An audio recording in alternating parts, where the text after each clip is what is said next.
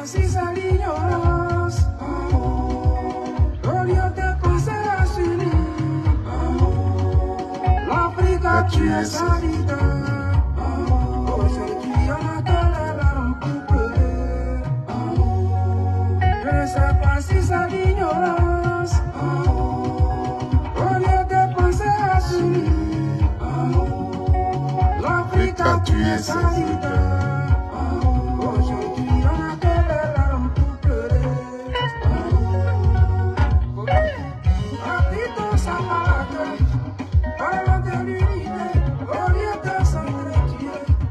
Et qui concerne ça, pour la passer de nos continents, l'Occident nous met en parole pour pouvoir aller sur l'Afrique. Pendant les coups d'État, mes parents perdus la vie. Quand je me souviens, je regrette d'avoir franchi la vie. Je ne sais pas si c'est l'ignorance. Au lieu de penser à s'unir, l'Afrique a tué ses enfants. Aujourd'hui, on a que les larmes pour pleurer. Les jours s'égrènent, africains rêvent pour la pression chez du monde. Ils nous font rêver debout. En eux, il y a la haine, le racisme, l'hypocrisie. Ils nous empêchent d'évoluer. C'est immoral de procéder toujours de la sorte. Dieu tout-puissant, pourquoi le peuple a toujours souffrir?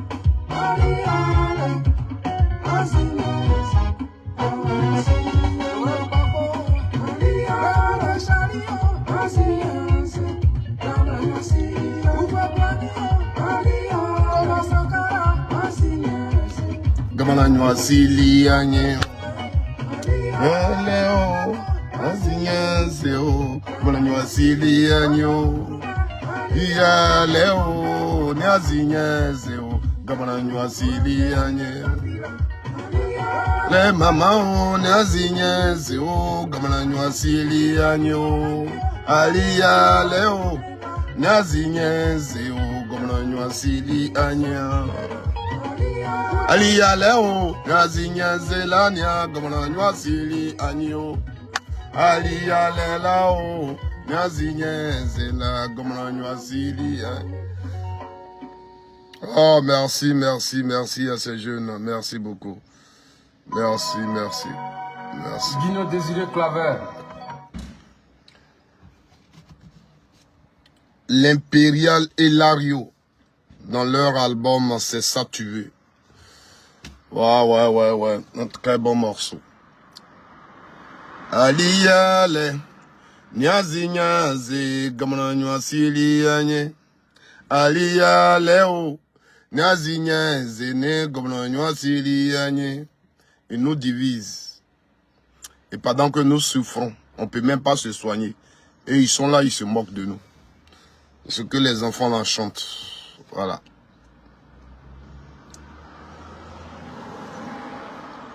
Très grande chanson. Aliyale, nazinya zene gamana Nwasili anyo. Aliyale, ablablale ayimene gamana Nwasili anye.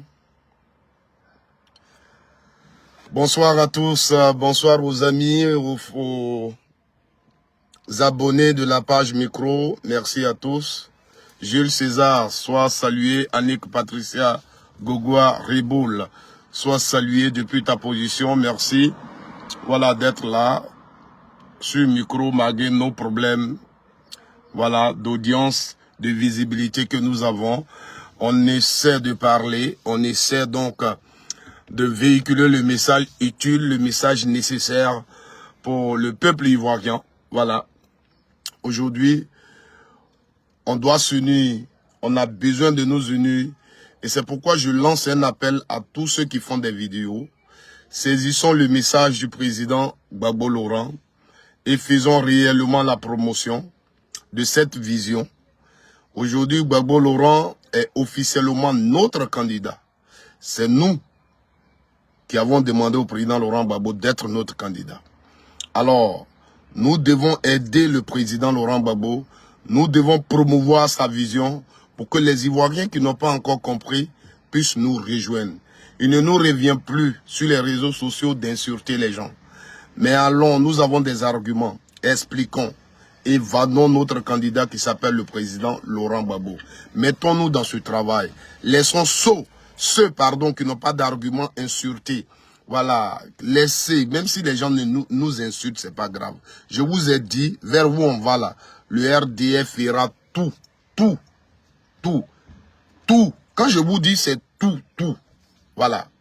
Parce qu'ils ne sont pas prêts à perdre le pouvoir qu'ils ont. Donc, ils vont faire tout. Même nous qui faisons simplement ces vidéos-là, ils seront à nos trousses. Ils seront à nos trousses. Je vous le dis. Aujourd'hui, toi qui décides de faire des vidéos et dénoncer, toi qui décides de faire des vidéos et t'attaquer aux réformes politiques d'Alassane Ouattara, il faut que tu saches que partout où tu es, où tu passes, sois prêt. Parce qu'à tout moment, il va arriver un moment où tu peux être agressé. Ça, c'est clair. Les gens, là, ils sont violents. Les gens, là, quand ils sont le dos au mur, quand c'est compliqué pour eux, c'est la violence. Il faut qu'on s'attende à ça. Voilà. Donc, allons vers les Ivoiriens. Beaucoup sont découragés. Mais allons vers eux. Faisons passer le message. Parce qu'il s'agit de notre dignité. Il s'agit de la Côte d'Ivoire. Alors, frères et sœurs, hier nuit, tard, je vous ai parlé. Parce que après le discours du président Laurent Gbagbo, des gens qui n'ont pas d'argument et qui cherchent à récupérer le PDCI avec eux, ont dit que Gbagbo Laurent s'attaque à Thiam. Ce qui n'est pas vrai. Parce que le président Laurent Gbagbo n'est pas opposé à Thiam. Le président Laurent Gbagbo n'est pas opposé même à Alassane Ouattara. Oui, ça je vous le dis. Ça, il faut que les gens...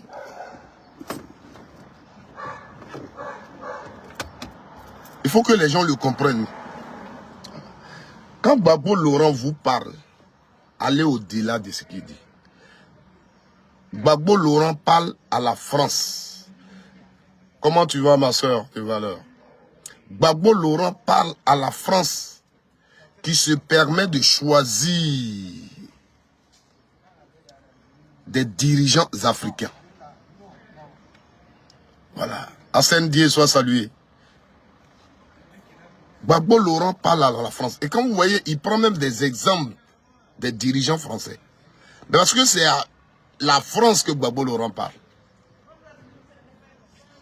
Parce que aujourd'hui, Alassane Ouattara qui est là, sa communication, c'est la France contre Gbagbo Laurent. On brandisait Alassane Ouattara, on nous le présentait comme un économiste, quelqu'un lui-même. Je vais même publier ça, mais comme on nous oblige à revenir en arrière, quand il y a eu en 2010 face à face Gbagbo Laurent Alassane Ouattara, vous pouvez aller regarder le discours. Alassane Ouattara demandait aux Ivoiriens de lui faire confiance parce qu'il est économiste. Gbagbo Laurent a répondu que pour bien diriger un pays, on n'a pas besoin d'être un économiste. La raison. Voici le programme de gouvernement que nous présentons, toi et moi. On a à peu près la même chose. Mais pourtant, moi, je ne suis pas économiste. Est-ce que vous comprenez? Pourtant, moi, je ne suis pas économiste. Mais toi et moi, nous présentons pratiquement la même façon de gouverner la Côte d'Ivoire. Et moi, je ne suis pas économiste. Or, là où les gens disaient que parce qu'il est économiste, il va réussir. Dans la même vidéo, quand vous regardez, on a demandé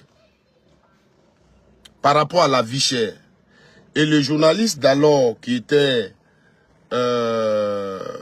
comment il s'appelle son nom, celui qui les a interviewés, son nom... oh, maman mia. Il a même fait des exemples sur le prix des denrées alimentaires au marché. La viande, par exemple, c'est un prix. Tout ça pour dire, le coût de la vie devient cher.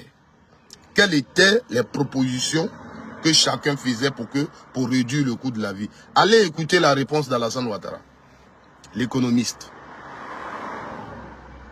Allez écouter la réponse d'Alassane Ouattara, ce qu'il promettait aux Ivoiriens. Aujourd'hui, dites-moi, Alassane Ouattara dirige la Côte d'Ivoire depuis 2011. Donnez-moi l'exemple d'un article ou bien d'une chose au marché qui a coûté moins cher que sous Gbagbo Laurent. Le transport, le carburant, les denrées alimentaires. Dites-moi, qu'est-ce qui a coûté moins cher par rapport à lui, sa politique économique là? Qu'est-ce qui a coûté moins cher par rapport à sous Gbagbo Laurent? Mais quand on vote quelqu'un, à la télévision ce jour-là, ce qu'il a dit là, c'est ça qui vous a amené à le voter. Non? Parce que votre viande coûtait cher sous Gbagbo Laurent. Parce que votre riz coûtait cher sous Gbagbo Laurent. Donc lui, il vient vous dire j'ai des solutions. Et c'est sur ces solutions-là vous êtes basé pour le voter. En tant qu'économiste, aujourd'hui, il a échoué. Parce que la vie coûte encore 3 fois plus cher, 4 fois plus cher que sous Gbagbo Laurent. Donc il a échoué. Vous voyez? Gbagbo Laurent vous dit donc qu'on n'a pas besoin d'être économiste pour diriger un pays. On n'a pas besoin d'être un banquier. Mais Gbagbo Laurent parle aux Français qui sont... Parce que nous, on est tranquille. Hein? On vous le dit que c'est la communauté internationale qui nous a imposé Ouattara. Et Ouattara qui nous présentait, c'était l'économiste qui a travaillé à FMI, qui a travaillé à la BCA ou qui était un banquier. C'est ce Ouattara-là que la France nous a. Donc, dites à la France que pour diriger un pays, on n'a pas besoin d'être économiste. On a besoin d'un homme politique. Vous voyez, c'est comme toi qui me regardes en ce moment. Dans ton village, tu as ta forêt. Tu as ta portion de terre. Mais c'est toi qui décides de construire ta maison. Ou bien c'est toi qui décides de faire ton champ d'EVA. Est-ce que tu comprends? Et quand tu fais ton champ d'EVA, c'est toi qui dis la route doit passer ici. Je vais faire un champ d'EVA de 2 hectares ici. Maintenant, tu as eu le projet, tu as décidé de faire, tu as les moyens, tu fais appel aux techniciens. Si tu dois faire une route pour rejoindre le lieu où tu veux faire EVA, tu as besoin peut-être d'un caterpillar. Donc, quelqu'un qui sait conduire le caterpillar et qui sait quoi faire pour que la route soit faite. On l'appelle le technicien. Après, tu as besoin des gens qui vont nettoyer. Tu as besoin des gens qui vont nettoyer, qui vont prendre des machettes pour nettoyer. Tu les appelles. Eux là aussi sont des techniciens. Après, quand ils finissent de nettoyer, l'EVA là, il y a des spécialistes qui savent comment on fait. On plante l'EVA. Tu vas à l'ANADER, on te donne des gens et ils viennent planter ton EVA. C'est toi qui as décidé, c'est toi qui es le chef. Mais tu fais appel aux techniciens pour pouvoir bien faire ça. C'est comme ça. Donc, on a besoin d'abord de quelqu'un qui a l'amour de son pays, qui est prêt sur tous les plans pour la dignité de son pays. C'est comme ça. Donc, voici le message que Gbagbo Laurent vous a fait passer. Les gens vous envoient les gens, il est économiste, il est ceci. Voici là où la Côte d'Ivoire se trouve aujourd'hui. On va vous parler de la Côte d'Ivoire sur le plan international. Mais vous, voici le petit là. Comment il s'appelle? Suspect 95, je crois c'est lui. Il vient de faire un truc là que j'ai écouté. Peut-être, je sais pas, ça va lui coûter encore quelque chose. Mais c'est qui il dit dans sa chanson. Vous comprenez? Donc, il récupère ça. Oui, il a lancé les trucs à Thiam. Mais Gbagbo Laurent, il a quoi à voir avec Thiam? Mais c'est de la politique que nous faisons. Parce que ces 2 jours, c'est affaire d'économistes, c'est économistes. C'est économistes là qui est au pouvoir en Côte d'Ivoire. Ils ont fait quoi? Ouattara, là, tu vas t'asseoir aujourd'hui, regarde la vie des Ivoiriens, il a fait quoi? Tu vas me dire, il a construit les infrastructures, les routes, ceci, cela. La vie des Ivoiriens. Gbagbo Laurent vient avec un programme basé sur 10 piliers. Nous disons 10 sur 10. Où il parle de la santé, où il parle de l'éducation, où il parle de la sécurité et la défense, où il parle de la justice, le droit de l'homme, tout ça. 10 piliers.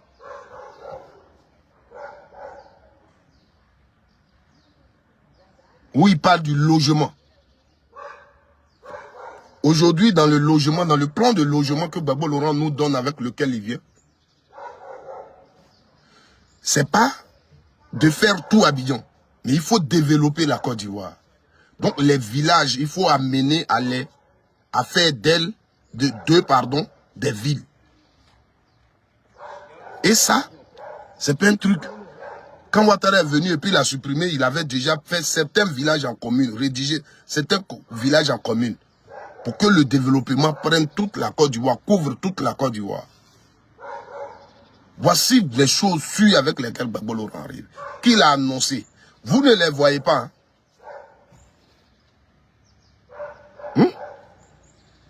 Il vous parle de la santé.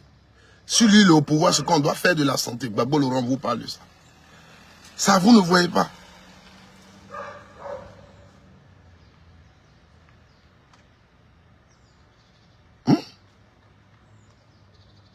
Mais de quoi vous voulez qu'on parle? Des problèmes de personnes. L'éducation aujourd'hui, que Ouattara nous avait promis qu'elle allait être gratuite, qui est chère aujourd'hui. On ne peut même pas amener son enfant à l'école, en Côte d'Ivoire.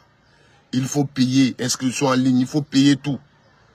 Gbagbo Laurent vous fait une proposition dans le cadre de l'éducation. On met l'accent sur la gratuité pour la base. On vous envoie ce programme.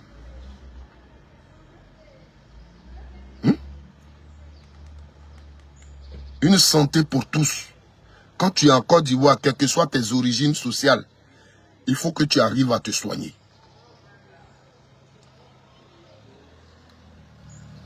Mais quand les gens parlent de Gbagbo Laurent, on dirait c'est juste quelqu'un qui va être dirigé, qui va diriger, non? Il vient avec un programme, il vient avec une vision. Et on vous l'a dit. Mais cette vision-là, c'est une pensée. Et c'est selon la réalité des Ivoiriens, les problèmes de la société, que cette vision a été pensée. Et c'est elle qu'il faut soutenir. Ce n'est pas un problème de quelqu'un. Voici la Côte d'Ivoire, problème de logement. Tout le monde à Abidjan. Comment il faut régler le problème? Comment? Mais si on a fait Guessesso d'une ville, on a mis certaines choses là-bas, d'autres Ivoiriens travaillent là-bas. Si on a renforcé des choses du côté de Dabakala, si on a renforcé des choses du côté de Diokwe, dans des villages, les mairies sont installées. Regardez, nous sommes en Europe ici, regardez. Quand vous dites Paris est grand, là, mais certains quartiers de Paris sont des villages des gens. Oui. Nous qui sommes en Italie ici, les localités dans lesquelles nous nous trouvons ici sont des villages. Quand ils te mettent le nom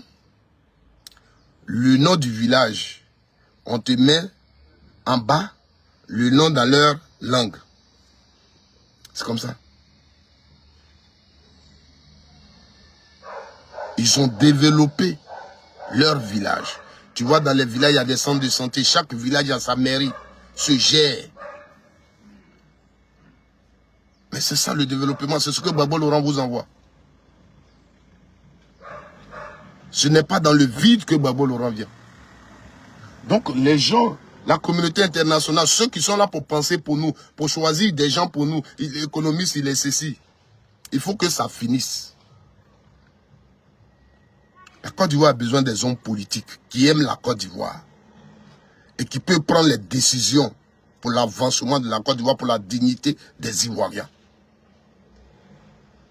Gbagbo Laurent dit, je prends l'engagement de désendetter la Côte d'Ivoire. Mais qui a endetté la Côte d'Ivoire? C'était un économiste. Mais c'est de lui qu'il parle. Mais cet économiste-là, c'est la France qui nous l'a imposé. C'est la France qui l'a amené pour redresser l'économie de Côte d'Ivoire. Aujourd'hui, on sait où on se trouve. Qu'est-ce que vous voulez? Ouattara a échoué. C'est-à-dire, on est peut-être plusieurs catégories d'Ivoiriens. Mais il y a deux catégories. La première catégorie, ce sont des Ivoiriens, excusez-moi du mot, mais d'origine. Qui s'intéressent aux problèmes de la Côte d'Ivoire, qui se retrouvent dans leur pays, qui aiment vraiment foncièrement leur pays.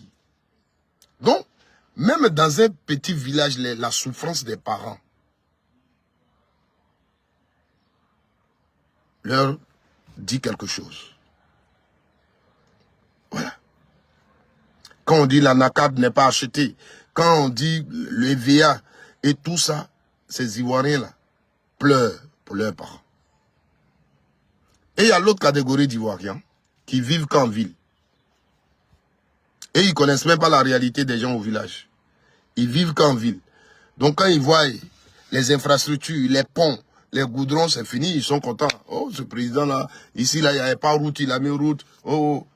Mais les gens qui sont couchés dans les maisons, c'est ce que Suspect 95 a dit dans sa chanson. Il dit, mais dans les quartiers où le bitume n'arrive pas, là, les vieilles qui sont là-bas, là, elles sont concernées par la vie. La souffrance des gens, les gens pleurent. Et quand on dénonce ça, les militants du RDR vont nous insulter. La facture de CIE grimpe. Et le président dit oui, ça a augmenté parce que on veut maintenir la quantité et la qualité de l'électricité. Mais nous produisons l'électricité. Le même président, dans un discours, on se souvient, où il a été ovationné, il dit, on va faire en sorte que on ait d'autres compagnies pour produire de l'électricité. Parce que ceux-là, comme ils sont seuls, ils ont le monopole. Et ils font les prix chers. Le président Ouattara l'a dit à une de ses rencontres. Les Ivoiriens qui étaient là ce jour-là l'ont applaudi parce que c'était une bonne nouvelle pour eux. Parce que ça, c'était ça leur problème. Mais c'est rentré où? Tu vas voir qu'il parlait comme ça parce qu'il avait des petits problèmes peut-être avec les Français. Là, tu vas voir, tu sais, dans le temps, c'était vers la fin de son mandat. Deuxième mandat. Aujourd'hui, il est rentré en ordre avec eux. Là. Il ne les menace plus. Voilà, le prix grimpe. Les Ivoiriens pleurent. On les insulte. On se lève un matin. Comme on veut qu'Abidjan ressemble à Paris, on va casser les maisons des pauvres. On va les laisser dans les rues. Ils pleurent. Et quand tu dénonces cela, les militants du RHDP vont venir t'insulter.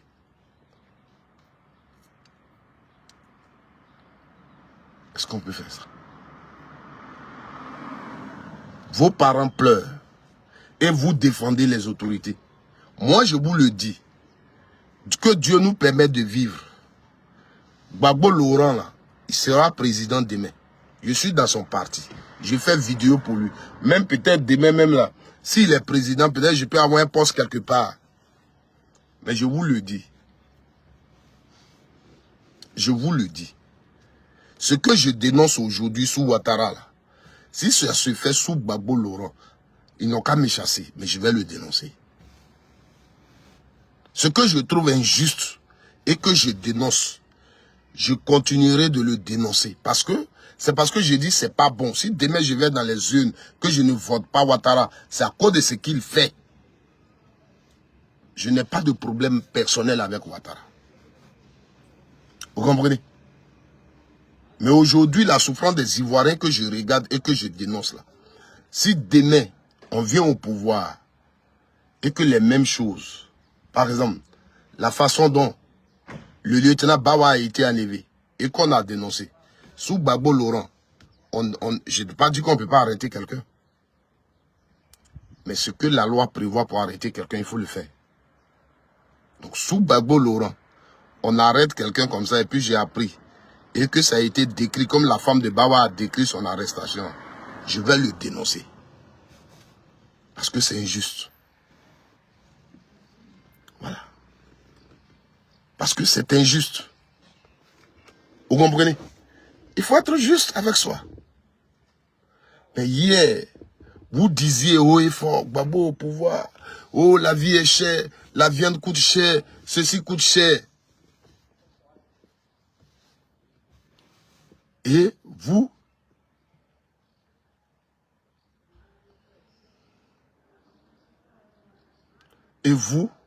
vous êtes là, vous saluez ça. Mais hier, sous Gbagbo Laurent, tu étais celui qui était dans les rues pour dire la vie est chère. Tu étais celui qui disait riz est cher. Et la dernière fois, les militants du RDR n'ayant pas honte. Mais c'est ça qui est le problème.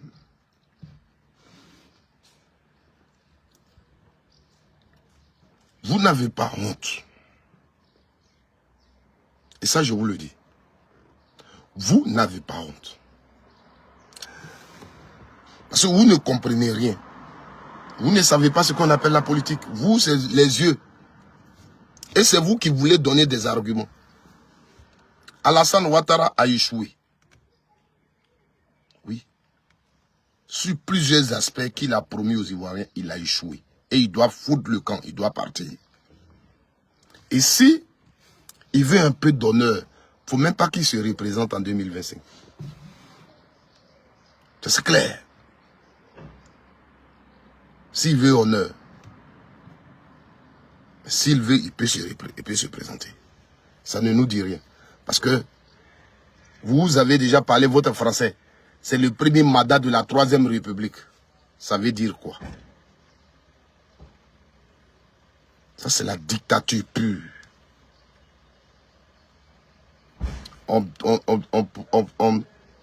promulgue une communication, une constitution en 2016. Et on fait son premier mandat à partir de 2020. Donc de 2016 à 2020, là, on a eu quoi? Une transition. On a eu une transition.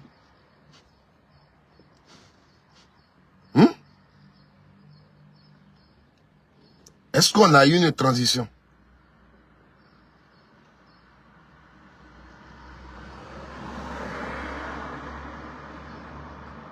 Je ne sais pas.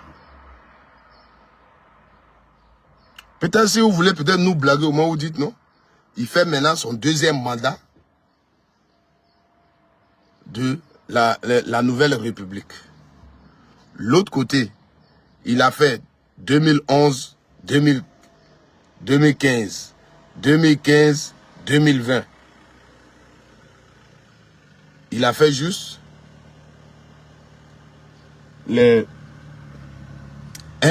un mandat, l'autre côté. Et ici, il est en train de faire son 2e mandat. On peut comprendre. Hein? C'est tout.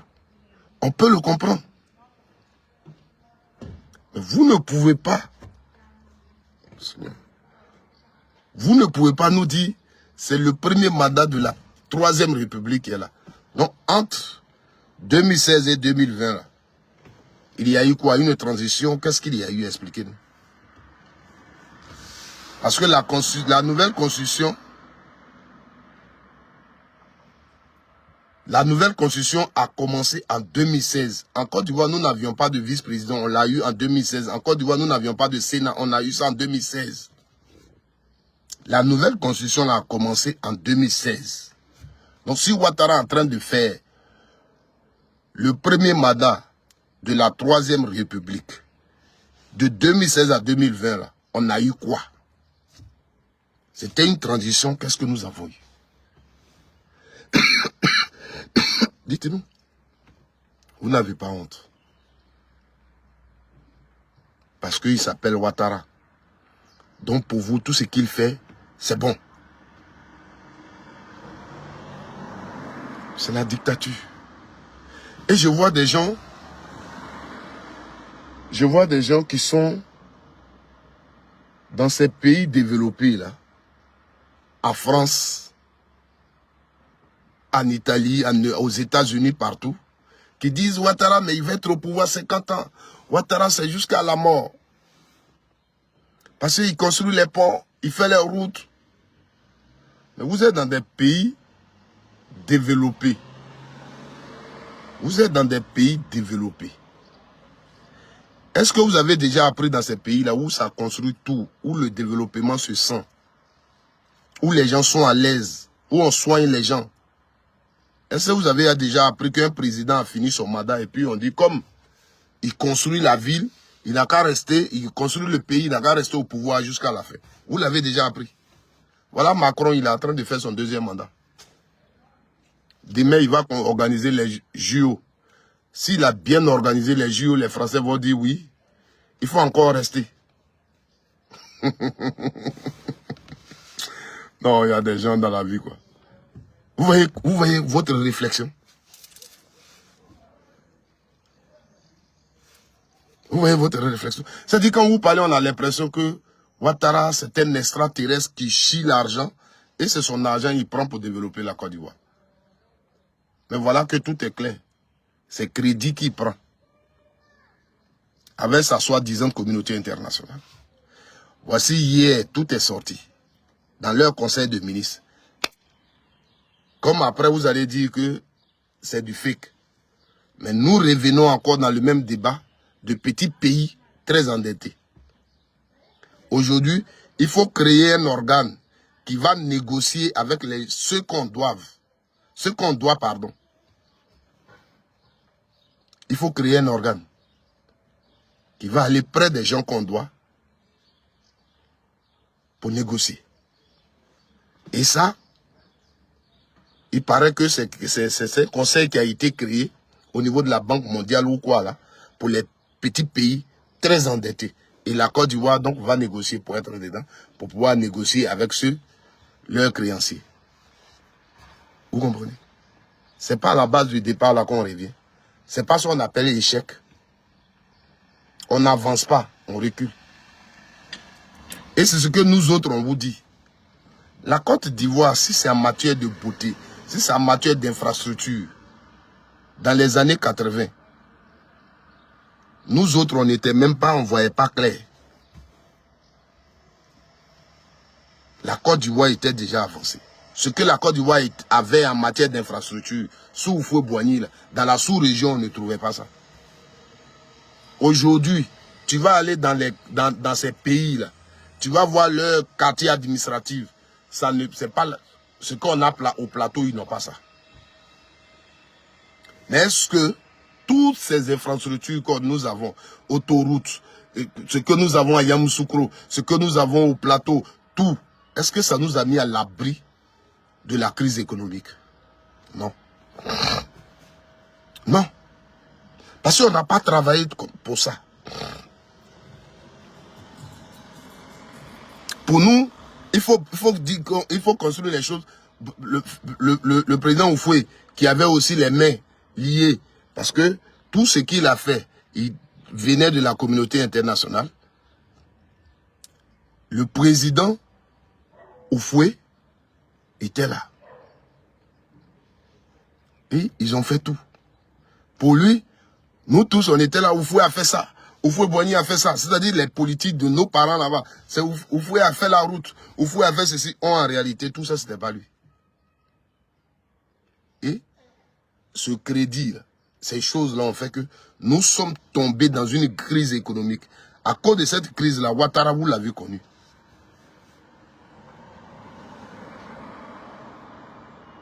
Dans les années 90. On est resté dans la crise là jusqu'en 2000 et Gbagbo est venu. Le pouvoir de Gbagbo Laurent. Comment se battre pour éponger cette dette-là? Même s'il faut aller négocier tout et se reconstruire. C'est là la refondation. Donc quand Gbagbo prend le pouvoir, il nous parle des termes comme les budgets sécurisés. Parce qu'on a des dettes. On va faire face à ces dettes-là. Vous comprenez? Le combat avec PPTE qui a été fait, aujourd'hui, là, son résultat, c'est quoi? 0. Son résultat, là, c'est quoi?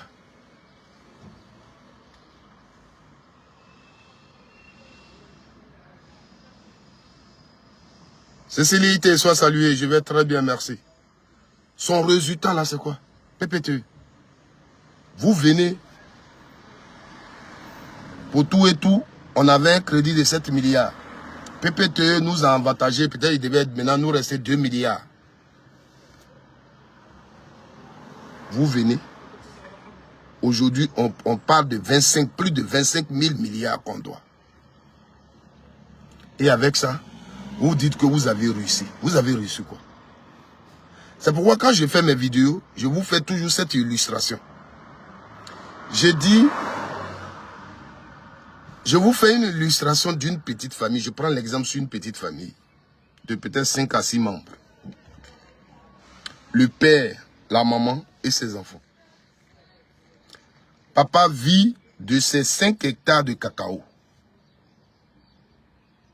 Il nourrit bien sa famille, il scolarise ses enfants avec son petit argent de 5 hectares de cacao. Il est dans une maison moderne et tout, il n'a pas exagéré, il vit bien sa vie, il est digne et puis il est là. C'est naturel, le vieux il meurt. Le vieux il meurt.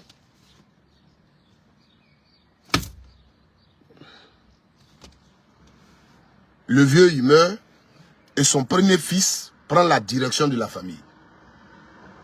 Après sa mort. Partagez la vidéo, sécurisez-la, les enfants de Gbagbo Laurent. C'est le moment, quand on est en direct, partagez nos vidéos. C'est pourquoi je demande à mes frères et sœurs qui font les vidéos, arrêtons les injures et parlons sérieusement aux Ivoiriens. Faisons ressortir les difficultés des Ivoiriens. Sous Ouattara, la société souffre, les problèmes que nous avons. Les gens qui sont venus promettre des logements sociaux, les Ivoiriens sont au pouvoir, c'est là que les Ivoiriens souffrent des problèmes de logement. Les gens qui sont venus promettre la réduction du coût de la vie. Vous comprenez aujourd'hui? C'est pendant que ceux-là sont là que les Ivoiriens souffrent. Faisons les vidéos pour parler aux Ivoiriens. Ceux qui n'ont rien à vous faire, qui veulent insulter, qui se promènent sous nos vidéos, ils font leurs commentaires. Moi, à partir d'aujourd'hui, avant je faisais les vidéos et puis je répondais aux commentaires des militants du RDR. Je ne le fais plus. Je lance un appel à tous les militants du RDR qui sont sur ma page. Là, si je suis en direct, si tu n'aimes pas qu'on parle bien de Gbagbo Laurent, je dis, prends tes clics et claques et quitte ma page. Voilà. Prends tes clics et claques et quitte ma page. Parce que ici, là, le candidat pour qui je dois parler jusqu'en 2025, et je dois recommander aux Ivoiriens s'appelle Gbagbo Laurent. Pour moi, Alassane Ouattara, qui est venu avec des promesses, parce qu'il avait fait école aux États-Unis, il avait fait école, il était économiste. Aujourd'hui, il a remis la Côte d'Ivoire dans un trou. Et on aura des problèmes économique en Côte d'Ivoire. Une crise économique qui guette la Côte d'Ivoire. Les prix vont grimper. C'est-à-dire, là, on n'a rien vu encore. Les prix vont grimper. Vous comprenez? C'est de ça qu'il s'agit. Parce que on est là, on s'attendait aux choses qui brillent. Moi, je prends par exemple l'exemple du pont Ouattara. Regardez le pont Ouattara. Il est beau, oui. Mais tout ce décor qu'on a mis autour, si on avait besoin d'un pont, on pourrait faire un pont simplement. Est-ce qu'on avait besoin de tout ce décor? Parce que ce décor-là, seul son argent, ça peut construire combien d'écoles dans des villages? Parce que la Côte d'Ivoire avait déjà des difficultés. Ouattara vient comme celui qui dit qu'il va apporter la solution à nos problèmes. Vous comprenez? Ouattara vient pour apporter la solution à nos problèmes. C'est ce qu'il a dit. C'est pourquoi même ses supporters l'ont appelé à d'autres solutions. C'est ça. On est où avec ces solutions? Donc faisons des vidéos pour parler aux Ivoiriens. Faut pas qu'on écoute les militants du RDR. Les militants du RDR que vous voyez là, ils connaissent rien. Ils connaissent rien de la Côte d'Ivoire. Ils connaissent rien. Ceux qui sautent sur les réseaux sociaux là, ils connaissent rien. Ils sont gonflés, ils sont impolis. Quand ils ont leur position, ils sont sur leur position, malgré que la vérité est là. C'est eux qui doivent poser question, tu vas répondre. Eux, on ne répond pas à leurs questions. Tu vas leur demander, ils ne peuvent pas te répondre. Parce qu'ils n'ont aucun argument. Voilà. Leur problème, on les a mis en tête. Gbagbo Laurent ne doit pas être au pouvoir. Il faut lui reprocher tout. Mais ça là, c'est ça que tu reproches à Gbagbo. Mais c'est ça qu'on vit aujourd'hui. Tu es un Ivoirien, pourquoi tu ne le dénonces pas? Pourquoi?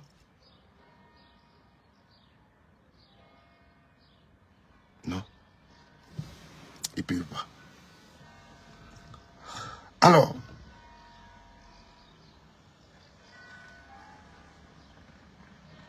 qu'est-ce que je vais vous faire comprendre avec cette illustration?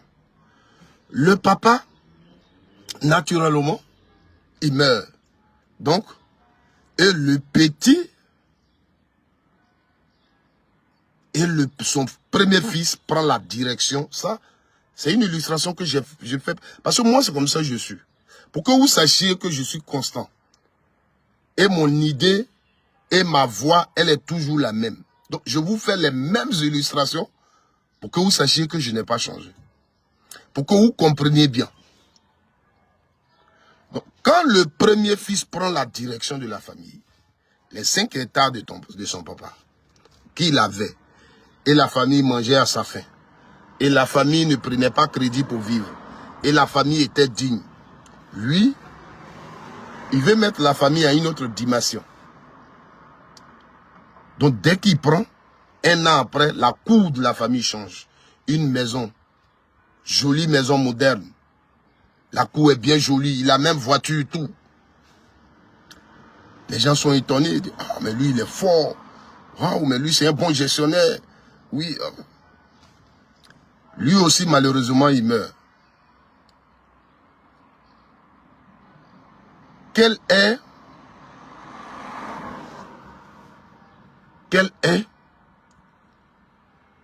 quand il meurt, son frère qui le suit prend la direction de la famille. Alors, leur revenu, ce qui les fait vivre, c'est au champ. Les 5 hectares, il prend ses autres frères, ils se rendent là-bas. Pendant qu'ils étaient en train de contrôler le champ, voir tout, des gens viennent leur dire, les interpeller. Ah, oui? Qu'est-ce que ce champ-là, il ne vous appartient plus à 100%. Parce que nous avons, voici des documents qu'on a signés avec votre frère. La maison, vous voyez dans votre cour, là, la voiture, tout ça, c'est nous qui lui avons donné l'argent et il l'a fait. Donc, vous nous devez de l'argent. Alors, dans le contrat, quand le champ produit, là, C'est nous qui prenons l'argent et on vous donne 20%. Jusqu'à ce que on prenne tout notre argent. Tu es devant une telle situation.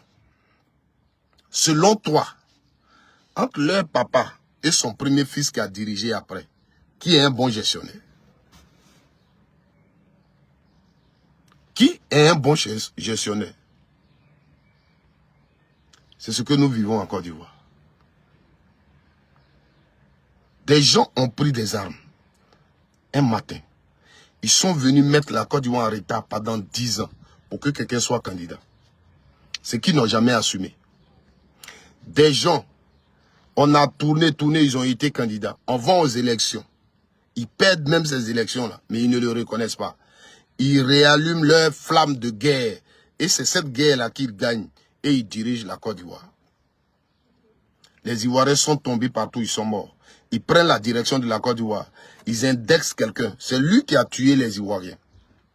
La base, c'était quoi? C'était qu'on a fait une élection et lui, il ne veut pas quitter le pouvoir. Or, il a perdu. Donc, c'est pourquoi, c'est pas parce que c'est tous ceux qui sont morts en Côte d'Ivoire, Gbagbo Laurent et ses militaires qui les ont tués. Mais si on accuse Gbagbo Laurent, la raison c'est que il a perdu, on a les preuves qu'il a perdu les élections et il ne veut pas partir qu'il y a eu guerre, donc il est responsable de cette guerre. On amène Gbagbo Laurent à la haie pour le condamner. Eux tous en Afrique, en Côte d'Ivoire, ils sont unanimes que Gbagbo Laurent ne va plus jamais revenir. La politique pour Gbagbo Laurent c'est fini. La vie pour Gbagbo Laurent c'est fini. Mais nous, on s'attendait à une chose. Il y a une élection en Côte d'Ivoire, c'est à partir de cette élection que cette crise est née. Alors, celui qui n'a pas gagné, c'est celui-là qui a sémé ces troupes, qui a tué, qui est responsable de la tuerie des Ivoiriens. Donc, à la haie, la question c'était ça. À notre grande surprise, le procès commence.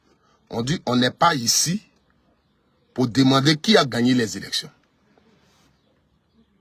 À Abidjan, on n'a pas attendu la réaction de ceux qui dirigent pour dire, mais c'est celui qui a perdu les élections là, qui a sémé trouble.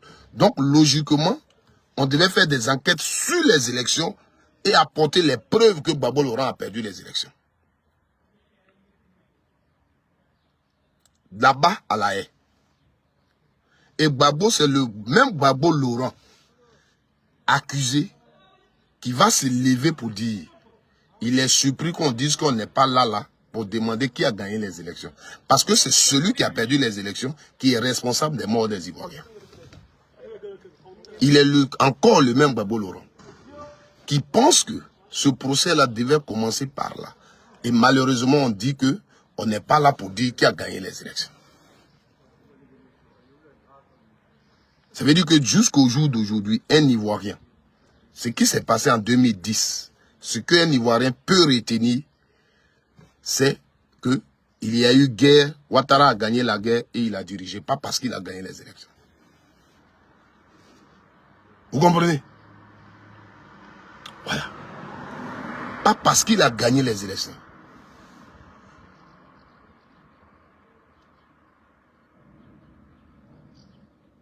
C'est de ça qu'il s'agit. Donc Ouattara nous a dirigés. Et il nous dirige. Parce que je ne peux pas nier. Où je suis assis là, mon président de la République s'appelle Alassane Ouattara.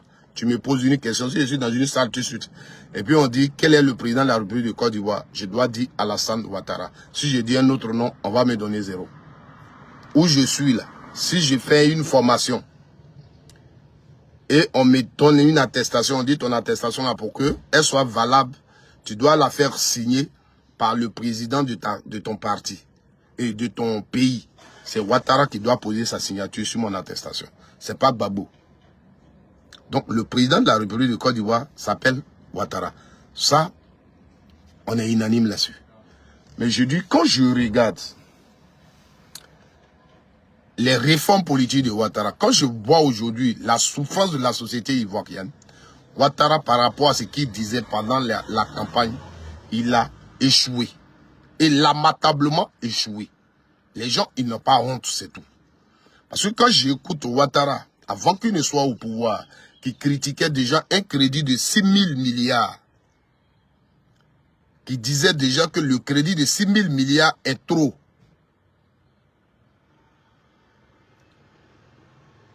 Et qu'aujourd'hui il soit au pouvoir.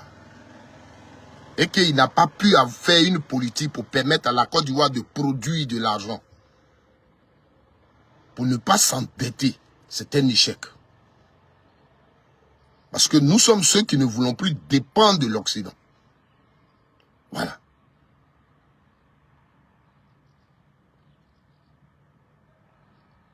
Vous comprenez? Parce que nous sommes ceux. Vous voyez, je ne sais pas comment ils s'arrangent. C'est une politique interne qui ne me concerne pas. Mais ce que je vois, c'est ce que je commente. Regardez au Burkina ce que Ibrahim Traoré est en train de faire. Les Burkinabés, ces dernières années, sont en train de souffrir, font face à une guerre des terroristes qui rentrent dans leur village, qui tuent, qui chassent les gens. Et à la suite de ça, le peuple burkinabé s'est levé. Et les militaires les dirigent. Les militaires les dirigent.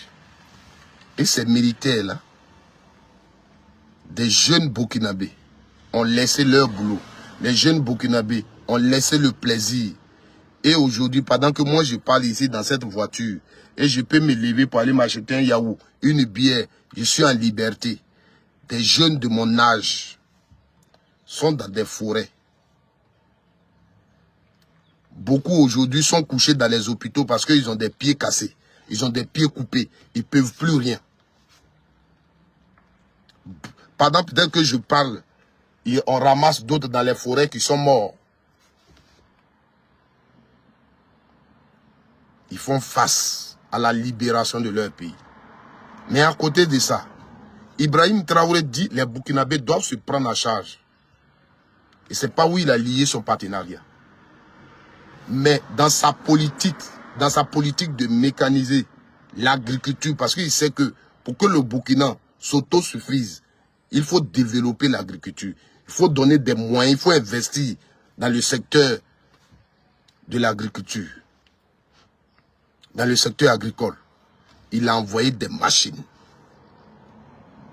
Si tous les pays africains, notamment la Côte d'Ivoire surtout, on met des moyens, c'est-à-dire, tout l'argent qu'on a reçu, qu'on regarde, on paye des machines.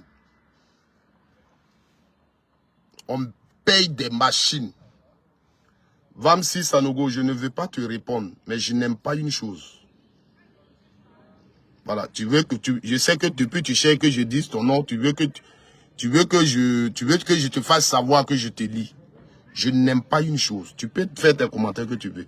Mais toi, tu n'as pas à me donner des ordres. Voilà. Tu n'as pas à me donner les ordres. Mon débat, je le fais, je mets le nom de qui je veux dedans. Tu n'as pas à me dire, tu ne mènes pas IB dans ton affaire. IB, là, vous, vous, les militants du RDR, vous faites sa sauce matin, midi, soir, vous l'insultez partout. Non, je dis, je ne les bloque pas, ils vont rester là, parce que c'est eux que je cherche. Béda, Atsin, je ne vais pas les bloquer. Ils vont rester là, s'ils veulent, ils n'ont qu'à écrire.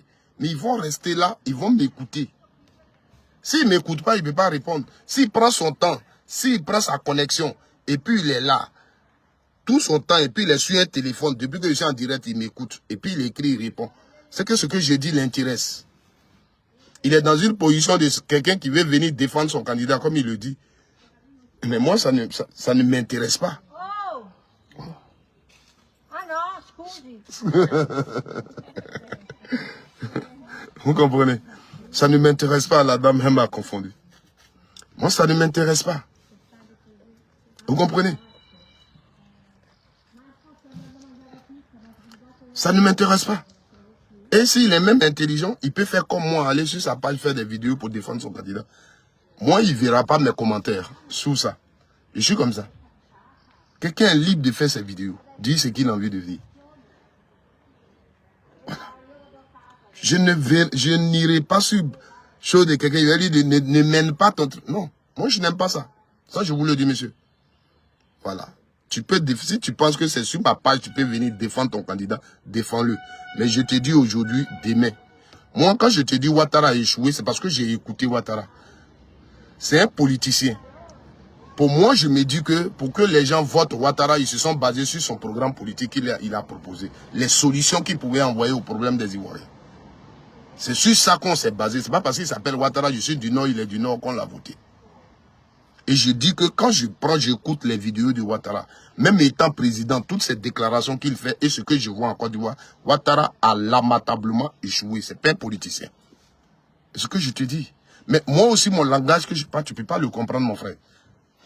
Parce que tu n'as pas ce niveau-là de comprendre mon langage. Je n'ai pas dit que tu n'es pas intellectuel. Mais je suis dans un langage politique. Voilà. Politique, on peut la faire même avec un niveau de CP2, on peut faire politique. C'est de ça qu'il s'agit. Voici au Sénégal. Le jeune Sénégalais qui est venu, qui est aujourd'hui président, qui a même âge que moi, qui est président là, il vient de prendre une décision. Il dit, les entreprises françaises vont maintenant payer leurs impôts au Sénégal. Mais quand toi tu réfléchis, des hommes intellectuels, est-ce que tu peux prendre une décision, une entreprise est dans ton pays, et l'entreprise travaille dans ton pays, produit dans ton pays, et son impôt est payé ailleurs. Quelle est cette personne intelligente, intellectuelle, qui peut accepter une telle décision, une telle proposition? Dans n'importe quel pays, demandez-moi où ça se fait. Une entreprise est construite dans un pays, travaille là, produit là, et son impôt est payé ailleurs. Pourquoi? Ça veut dire que le système là, c'est ça, il faut comprendre. C'est pas affaire d'être intellectuel. Moi, tu me fais une telle proposition, je ne vais pas accepter.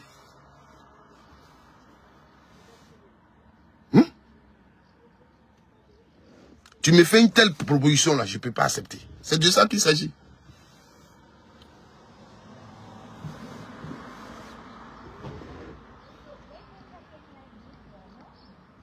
Voilà. C'est ça qui est votre problème. C'est ça votre problème. Parce que pour vous, tout est richesse. Tout est ceci, tout est cela. Regarde ta question que tu poses. Toi qui es intelligent là, tu es où aujourd'hui? Qu'est-ce que tu es devenu? Est-ce que tu es riche? Je ne suis pas riche. Et je ne cherche pas à être riche. Ça, je voulais que toi et moi, on soit sincères sur ça. Moi, ma vie là, je ne cherche pas à être riche. Le mot riche même là, pour moi, ça n'a pas de sens. Voilà. Pour moi, la richesse, où je suis là, est-ce que je peux manger à ma faim? Est-ce que si mon enfant est malade, je peux le soigner? Est-ce que je peux me soigner? Là où je suis assis, là, la voiture dans laquelle je suis assis, là, est-ce que j'arrive à payer le carburant pour me déplacer quand j'ai le besoin? C'est le plus important pour moi. C'est ça ma richesse. Est-ce que je suis à bonne santé? C'est ça ma richesse. Est-ce qu'à côté de moi, j'ai des gens qui m'aiment? Est-ce que je partage la joie avec des gens? Comme hier, samedi, ici, j'ai eu des amis, des frères qui ont décidé de venir chez moi pour manger avec moi, pour boire avec moi. Est-ce que j'ai ces personnes-là qui m'aiment? Voici ma richesse. Ma richesse, ce n'est pas d'avoir des immeubles. Ma richesse, ce n'est pas d'avoir des millions dans les banques. Non, je ne cherche pas ça, mon ami. Ma richesse, peut-être même c'est toi. Toi qui prends ton temps pour suivre ma vidéo, c'est toi qui es ma richesse. C'est toi qui es mon frère. Toi avec qui j'échange. C'est ça que j'appelle la richesse. Tu comprends? Pour moi, être intelligent n'est pas être riche. Tu comprends, mon frère? Ça, je te le dis. L'intelligence n'est pas synonyme de la richesse. Parce que pour moi, personne n'est riche sur la terre. Personne. C'est pourquoi je me plais, parce que moi, on ne peut pas me manipuler. On peut pas vendre, je ne peux pas vendre, moi, ma conviction. Quand je suis dans une chose, c'est par conviction. Parce que je ne cherche pas l'argent. C'est pourquoi je te dis Ouattara a échoué. Parce que si moi je réfléchissais comme toi, je voyais la richesse, je ne pouvais pas dire Ouattara a échoué. Parce que quand je regarde Abidjan, effectivement, il y a des choses qui brillent là-bas. Donc, je ne pouvais pas dire qu'il a échoué. Mais pour un pays comme l'Afrique, ce n'est pas ça qu'on recherche. En premier. Ouattara, il a échoué, mon frère. Il faut que tu le saches. Il faut que tu le comprennes. Je vais, après cette vidéo, la publier une vidéo face à face que Ouattara avait avec Gbagbo Laurent. Et tu vas voir la question concernant la vie chère qui lui a été posée. Sa réponse. Et aujourd'hui, ce que tu vis en Côte d'Ivoire.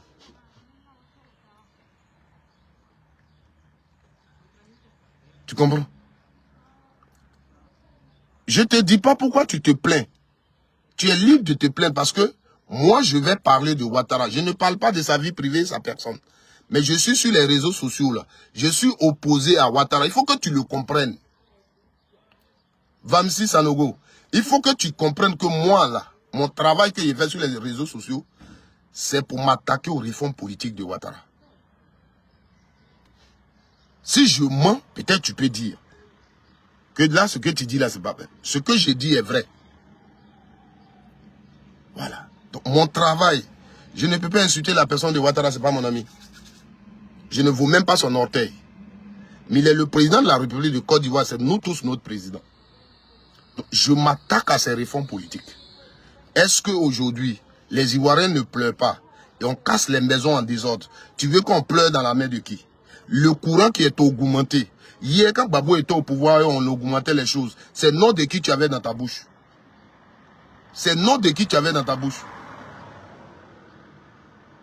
Aujourd'hui, si un Ivoirien n'arrive pas à scolariser son enfant, ils n'ont qu'à dire nom de qui. Vous me dites,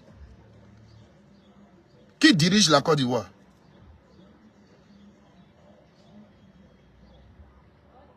Le sac de riz est cher aujourd'hui. Les Ivoiriens n'arrivent pas à manger. Ils n'ont qu'à dire nom de qui.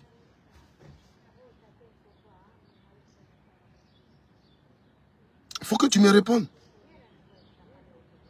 Hier, quand Gbagbo était au pouvoir, tu le combattais là, c'était pourquoi? Tu voulais qu'il quitte le pouvoir là, c'était pourquoi? C'était pourquoi? Moi, je ne fais pas la politique comme toi. Moi, c'est ma politique là. C'est la vie, la souffrance de la société des Ivoiriens. C'est ce que je dénonce. C'est pas moi mon problème. Qu'est-ce que le BT devient? Non. Or, toi, votre politique en Côte d'Ivoire, c'est le Djoula, il est minimisé, il est marginalisé. Voici ce que vous faites. Monsieur le footballeur, comment tu vas? Il y a un footballeur qui te ressemble, c'est la chose du jour. Quand il regarde le champion, ils ont joué 2 jours là, quand il regarde, c'est à toi seulement il pense. Tu continues de jouer? On me dit qu'il est resté en Cotonou. Oui, non, il y a Cotonou, mais il y a aussi un autre étranger. Lui, il est étranger, je crois, il joue à Real ou bien quelque part dans les 2 équipes qui ont joué dans ces temps-là, en tout cas. Quand il le voit, c'est à toi, je pense. Ça va? Ok. Vous comprenez? Excusez-moi.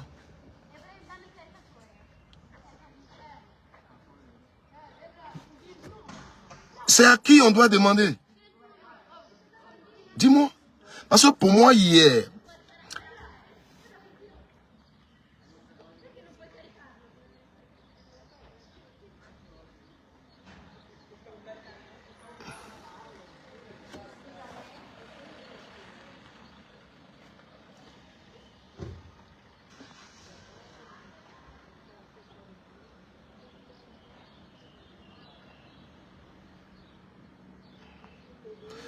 tu vois, Vamsi Sanogo, vous faites exprès en fait. Moi, je te pose une question de principe. Regarde ce que tu réponds. Est-ce que là où tu es, à l'Occident, là, tu allais vivre sans payer ta maison? Est-ce que tu allais vivre sans payer ta maison? Est-ce que tu allais vivre, tu allais te déplacer sans payer? Mais à l'Occident où tu es là, renseigne-toi, c'est pas depuis quand tu es là. Mais tu n'as jamais appris que le peuple de là-bas, la population, fait des revendications par rapport à leurs revenus, par rapport à leur situation de vie. Ils s'adressent à leur gouvernement. Et c'est pas dans quel pays tu es. Mais si c'est en France, c'est régulier. On a encore l'histoire des gilets verts. Hier, il était le 1er mai. toutes les déclarations que les travailleurs ont fait est encore en ligne. Aujourd'hui, dans l'Assemblée, au niveau de l'Assemblée nationale française, ce qui est aujourd'hui à la une, c'est la dette de la France. La dette que aujourd'hui les députés dénoncent. La dette que Macron est en train de choses, le budget qu'il a présenté, la dette qui est dedans. Il est en train d'endetter la France. Et on dit même dans l'histoire de la France, on n'a pas encore connu cette dette-là. Est-ce que tu sais ça? Est-ce que tu sais que les gens revendiquent, les gens dénoncent cela?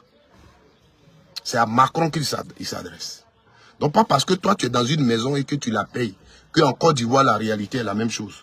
Quand hier, en 2002, 2003, on disait que la vie était chère en Côte d'Ivoire, ceux qui étaient à ta place en France, là, je ne sais pas si à ce moment tu étais là-bas. Mais si tu étais là-bas, tu ne payais pas ta maison. Quand tu étais d'accord avec ceux qui disaient que le sac de riz était cher en Côte d'Ivoire, l'essence était chère en Côte d'Ivoire, la viande de brousse était chère, la viande de bœuf était chère en Côte d'Ivoire. Ceux qui le disaient de Paris, des États-Unis, qui supportaient Ouattara, qui dénonçaient la vie chère en Côte d'Ivoire, la vie est babotée en Côte d'Ivoire, ils ne payaient pas leur maison, ils ne payaient pas les bus. Dis-moi.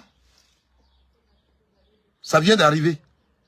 Et pour qu'aujourd'hui, les Ivoiriens qui sont à Abidjan pleurent de la vie chère, et toi tu leur réponds que c'est moi ici où je suis là, j'ai payé maison, j'ai payé billets, donc c'est partout. Ça veut dire quoi? Qu'est-ce que ça veut dire? Tu vois votre imagination? Tu vois pourquoi je dis que vous avez... C'est vraiment...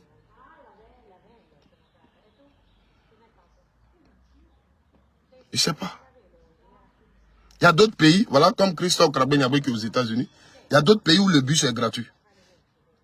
Je ne sais pas si c'est en Suisse aussi. Non, où ça? Pour ce que je sais très bien, Luxembourg, je crois. Luxembourg, les bus sont gratuits, les gens les prennent. Donc, il y a des pays où c'est gratuit. Il y a des pays où il faut payer. Mais tu ne peux pas dire... Est-ce que toi, la politique sociale de ces pays où tu vis, là, tu peux les comparer à la politique sociale de Côte d'Ivoire? Toi, où tu es là, tu travailles, si tu as tous tes papiers. Si aujourd'hui tu as perdu un travail, si tu as travaillé plus de 3 mois que tu as perdu le travail, tu t'en fais tes papiers de chômage, on te paye. En Côte d'Ivoire, ça existe? Est-ce que ça existe en Côte d'Ivoire? En Côte d'Ivoire, la même, est-ce que quand tu travailles, un contrat 3 mois, 4 mois, est-ce que même tu... Est-ce qu'on te déclare même à la CNPS?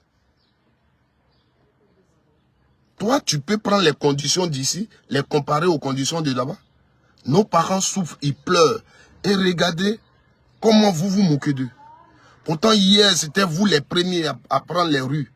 À dire oui, Baboloro, au pouvoir, on souffre. La vie est chère, on ne peut même plus payer sac de riz. On ne peut même plus payer 1 kilo de riz, payer 1 kilo de viande. On ne peut même plus payer transport. C'était vous les mêmes. En ce moment-là, je te demande, si là où tu es là, si tu n'étais pas là-bas en ce temps, renseigne-toi. 2006, 2014, là, les maisons, là, ceux qui vivaient là-bas, là, c'était cher. C'est maintenant qu'on a instauré comme la vie est chère. Parce que la vie, on parle de la cherté de la vie depuis la guerre entre Russie et l'Ukraine. Mais dis-moi, avant Russie et Ukraine, donne-moi les prix des choses pour dire que le sac de riz avant Russie et l'Ukraine sous Babo Laurent, c'était à 18 000. Quand Ouattara est venu là, ça coûtait maintenant 12 000. C'est quand il y a eu guerre entre Russie et Ukraine là, que c'est passé à 18 000. On vous attend, faites-nous ces genres de choses là. Comme ça, on va vous comprendre ce que vous soutenez. Parce que quand on vous parle de la vie des Ivoiriens, vous voulez ramener le débat dans des choses qui ne sont pas importantes. La souffrance que vivent les Ivoiriens sous Ouattara. Vous qui parlez là, peut-être vous n'avez pas de village. Et c'est ce que je disais tout à l'heure. Il y a plusieurs catégories d'Ivoiriens. Il y a ceux qui ont des villages, qui ont des parents, qui vivent la réalité. Et ça, quand je le dis, les gens pensent que je parle mal. Mais c'est comme nous qui sommes ici. Et on est dans des associations de chez nous. Moi, par exemple, je prends mon cas. Je suis dans le bureau de la mutuelle de mon village. Ça, c'est un. Mon village, personnellement. Je suis dans l'association du carton de mon village. Je suis dans l'association des ressortissants de mon village maternel. On ne peut pas les citer.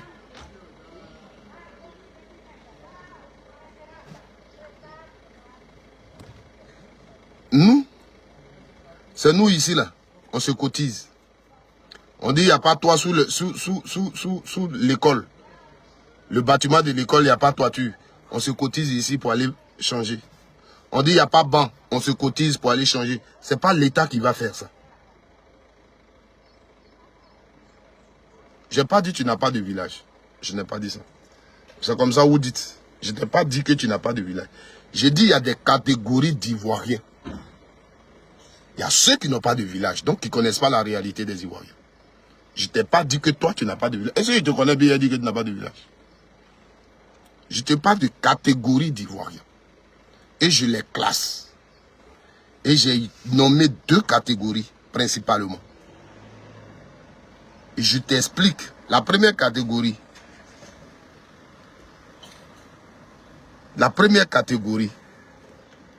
C'est nous qui avons des villages et on connaît la réalité de nos parents. Alors, dans Ouahénou, tout le monde est à l'aise là-bas. Parce que c'est pas si c'est Ouahénou, ton village s'appelle, ou bien Ouaninou. Parce que moi, je connais Ouaninou. Je connais la souffrance de Ouaninou. Je connais la souffrance des parents de Ouaninou. Parce que je connais Ouaninou, je connais leurs difficultés. Ils vont au champ pour manger. Ils sont des éleveurs. Et il y a des problèmes entre eux, ceux qui ont plus de bœufs. Les bœufs vont détruire les champs des autres. Et ça existe dans les villages là-bas comme problème. Je connais Ouaninou. C'est chez Bamba Siaka. Je connais là-bas. Je connais les difficultés de là-bas. Je connais les difficultés des parents de Ouaninou. Tu comprends? Voilà. Tu comprends? Non, laisse ce problème-là. Moi, je ne t'ai pas encore dit de me citer tes villages. Mais je te parle de la réalité de Côte d'Ivoire. Voilà. On peut être ivoirien. Moi, je ne connais pas Bamba Sika. Bamba Sika, là, je ne le connais pas. Voilà. Je ne le connais pas. Mais je te dis, comme tu as toi-même, tu as écrit Ouahénou. Mais moi, je te parle de Ouaninou. Et c'est basé, c'est de la même localité que tu parles. Mais je te dis que Ouaninou, je connais là-bas. Donc, quand on parle des difficultés de nos parents, tu peux pas être d'un village de Ouaninou et tu vas dire que ce qui se passe est bon. Voilà. Parce que là, on touche la réalité des Ivoiriens. Tu comprends? Donc, moi, je te classe les catégories des Ivoiriens. Il y a ceux qui n'ont pas de village, qui ont la nationalité ivoirienne, ils sont des Ivoiriens, mais ils n'ont pas de village. Ceux-là, ils sont peut-être dans les villes et tout, et ils voient peut-être la route, ils voient... Voilà. Tu comprends? Ceux-là.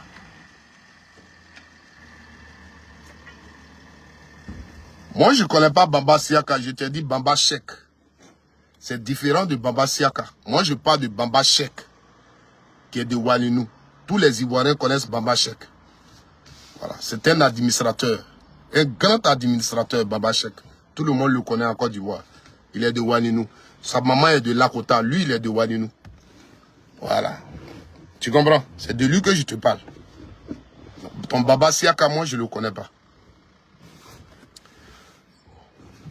Donc, je parle de ces Ivoiriens. Moi, pendant que je te parle ici, par exemple, ma sous-préfecture qui s'appelle Niabo-Dougnon, l'hôpital de Niabo-Dougnon est pendant des années abandonné. Il n'y a rien là-bas. Les parents, pour se soigner, c'est difficile. La toiture, tout est gâté. Actuellement, là, l'hôpital est en réhabilitation. Grâce à nous.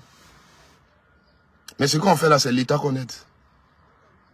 Mais si j'écoute les promesses de Ouattara, ce que Ouattara a dit avant de prendre le pouvoir, moi, je ne pourrais pas penser qu'aujourd'hui, on peut avoir même un dispensaire en Côte d'Ivoire.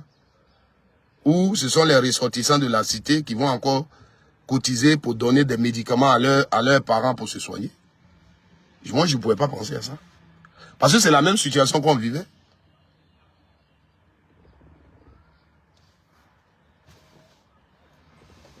Vous comprenez? Merci à Saint-Dié. Vous chantez sur les réseaux sociaux et vous ne savez même pas de quoi vous parlez. Pour vous, il faut défendre Ouattara, il faut le défendre. Est-ce que vous le défendez dans l'intérêt des Ivoiriens? Est-ce que vous le défendez parce que Ouattara doit être au pouvoir pour vous? On marche sur les Ivoiriens, les corps des Ivoiriens, l'intérêt des Ivoiriens. Seulement, on n'a qu'à dire Ouattara est bon. Je ne suis pas comme ça.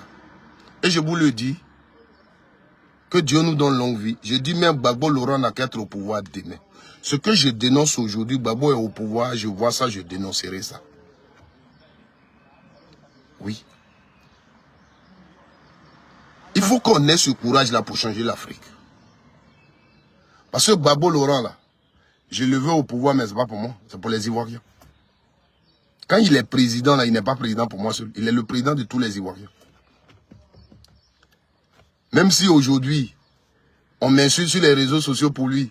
Si aujourd'hui, je ne peux pas aller en Côte d'Ivoire pour lui, pour sa politique. Je n'aime pas trop pour lui, là, pour sa politique. Mais demain, si cette politique-là passe et qu'il est au pouvoir, c'est parce que le bonheur, le travail qu'il va faire, c'est les Ivoiriens qui doivent être satisfaits. Ce n'est pas pour moi personnellement. Donc s'il y a des choses qu'il faut dénoncer, on les dénonce. Et il serait bien placé pour les dénoncer. C'est de ça qu'il s'agit. Vous comprenez? Mais si on ne peut pas avoir ces idées-là, je t'ai vu. Si on ne peut pas avoir ces idées-là, c'est pas la peine. Il faut aimer la Côte d'Ivoire. La Côte d'Ivoire en premier. La Côte d'Ivoire avant tout. C'est ça qui est important. Alors, frères et sœurs, je suis venu vous dire, sortons, parlons, communiquons. J'ai envie de prendre l'exemple sur, comme Jean-Baptiste le disait, il va partout pour lancer le bon message, parce qu'il y a un Messie qui arrive. Jean-Baptiste n'insultait pas, il ne lapidait pas les gens.